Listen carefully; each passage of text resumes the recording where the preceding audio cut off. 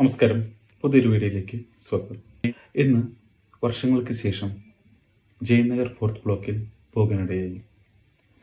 2010-2011 കാലഘട്ടത്തിൽ ഞാൻ ബാംഗ്ലൂർ ആദ്യമായി വന്നപ്പോൾ ഞാൻ താമസിച്ച അല്ലെങ്കിൽ ഞാൻ പഠിച്ച ഒരു സ്ഥലമായിരുന്നു ജയനഗർ ഫോർത്ത് ബ്ലോക്കിൻ്റെ ആ ഒരു പരിസരത്ത്. വർഷങ്ങൾക്ക് ശേഷം അവിടെ ചെന്നപ്പോൾ ഒരു വല്ലാത്ത ഒരു നൊസ്റ്റാൾജിയാണ്. എനിക്ക് സത്യത്തിൽ ജയനഗർ ഫോർത്ത് ബ്ലോക്ക് വലിയ മാറ്റം വന്നതായിട്ട് തോന്നുന്നില്ല. ആ ജയനഗർ ഫോർത്ത് ബ്ലോക്കിലെ ബസ് സ്റ്റാൻഡ് ഒരു ജീർണിച്ച അവസ്ഥയിലും അല്ലെങ്കിൽ കുറച്ച് മോശമായ ഒരു അവസ്ഥയിലായിട്ട് തോന്നി. പക്ഷെ നേരെ മറിച്ച് ആ ഒരു പരിസരത്തെ ഷോപ്പിംഗ്, ആ ഒരു തിരക്ക് ഒരു മാറ്റമില്ലാതെ ഇപ്പോഴും തുടരുന്നു. ജയനഗർ ഫോർത്ത് ബ്ലോക്കിലെത്തിയാൽ എപ്പോഴും പോകുന്ന ഒരു സ്ഥലമുണ്ട്, കൂൾ ജോയിൻറ്റ്.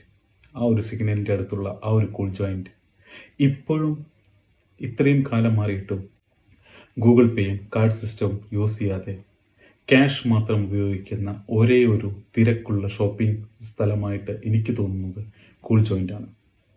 എന്താണ് അവർ ഡിജിറ്റലിലേക്ക് മാറാത്തതെന്ന് എത്ര ആലോചിച്ചിട്ട് പിടികിട്ടുന്നില്ല.